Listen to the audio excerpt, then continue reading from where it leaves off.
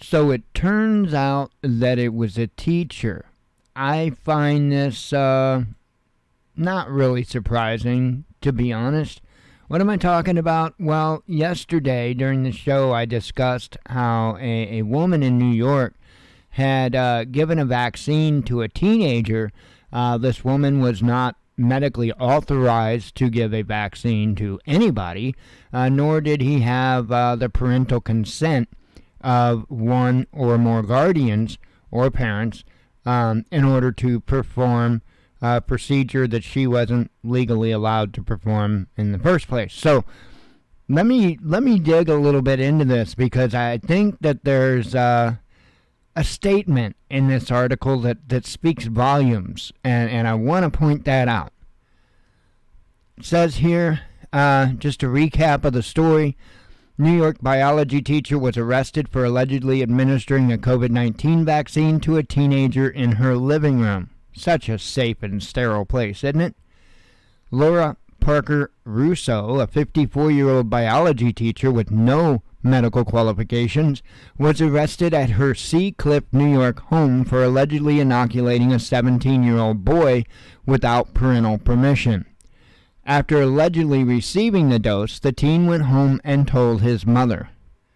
I find all this interesting, and I really do want to know a little more into it. I want to know if the boy was wanting this. I want to know if the boy was coerced.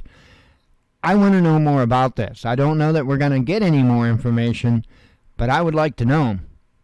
It says, police say the mother alerted them to the situation and an investigation unfolded on New Year's Day. It's unclear if the teen was monitored post-shot, how Russo obtained the vaccine, and which brand it was. Neighbors expressed concern over the incident. It would send panic to the public if there are people out there giving false vaccinations, neighbor Peter Manzik said. The Herrick School District Superintendent says Russo has been removed from the classroom and reassigned pending the outcome of the investigation. Reassigned, mind you. Not like just completely taken off watch and you go sit at home until we get to the bottom of this kind of thing, right? No, we're going to just reassign them. Dr. Audie Liametz, vice chair of the emergency department at NYU Langone, I don't know how that's pronounced, explains that the vial could be COVID counterfeit. One needs consent. Now listen to this. One needs consent, patient history to allergies, and medical knowledge of handling and procedure. So let's take that apart a little bit. So one needs consent, right? Consent.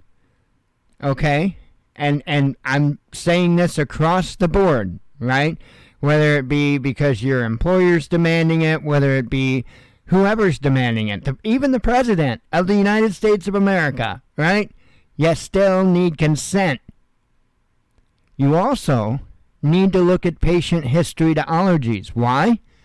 Well, because that could have a detrimental impact on what happens when you get the inoculation.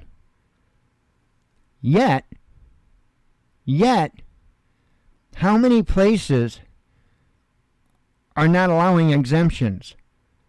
How many places are discriminating against people because they have a medical history that will not allow them to get the vaccine? You know, it's crazy how once in a while there's like a glimpse of where somebody gets it. Once in a while. Shalom.